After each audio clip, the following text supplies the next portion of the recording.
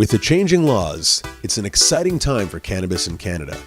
Yet with so many questions remaining, it's a confusing time for consumers and producers. In this series, we wade through the murky waters of legalization, talk to the experts, and weed out any uncertainty about Vancouver's most controversial plant. This is Vannabis 101.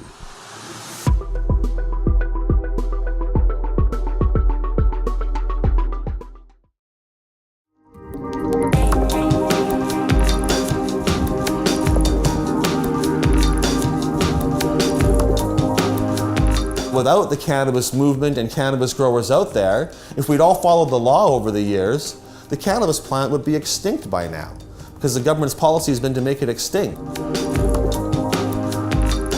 What is it about the Vancouver culture? It marries an interesting few industries that Vancouver is known for, things like its craft industries and its tourism. And a lot of people will come to Vancouver because of hashtag BC Bud. Where are you from, Santana? From here, originally from Alberta. That is a very big joint. How do you find the cannabis culture here versus Alberta? It's an underground culture over there. It's an open scene here. It's much better, obviously.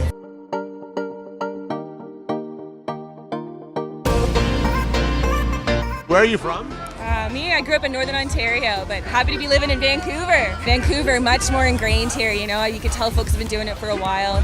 Whereas back in Ontario, I think we rely a lot on the success of the BC market to get the products into the province. Different demographics, different knowledge bases. I think both are beautiful. It seems like all of Canada is just embracing it. We've seen a lot of the cannabis activist movement come out of Vancouver, especially over the last 30 years or so. Some of our most well-known activists came from other parts of the country to join in the cannabis movement in Vancouver. And I think that's given us a really strong and unique aspect to the cannabis culture here. The best thing about it becoming legal is that people are being educated, and because it's been behind closed doors for so long.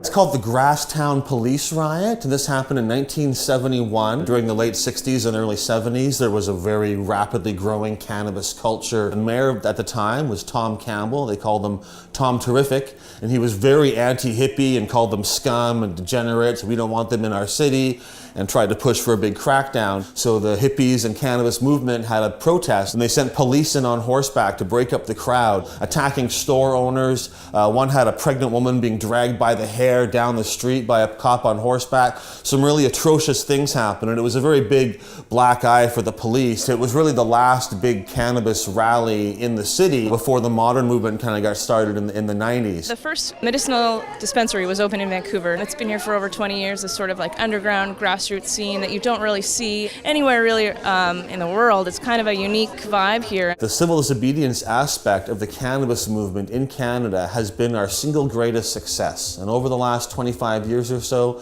starting with bongs and pipes, moving to cannabis rallies and events, to seed sales, to vapor lounges, to dispensaries, is why we're on the verge of legalization in Canada today. We've worked really hard. People are in jail for it when they shouldn't be, and every day we're getting closer to a more free area. It'll be nice to have like a regulatory framework to go for. A lot of people working in the industry would like some clarity and know how to take the steps forward. Also how far we've come as a province, and hopefully seeing where we can help to influence other parts of the world in positive ways in cannabis legalization. We should offer some thank yous to the cannabis culture over the decades that have kept this plant going and kept the movement going until the time when the rest of Canadians go, oh yeah, actually cannabis is pretty good, and we actually get some good uses out of this plant. Thank you guys for keeping it going all these years while we were trying to shut it down.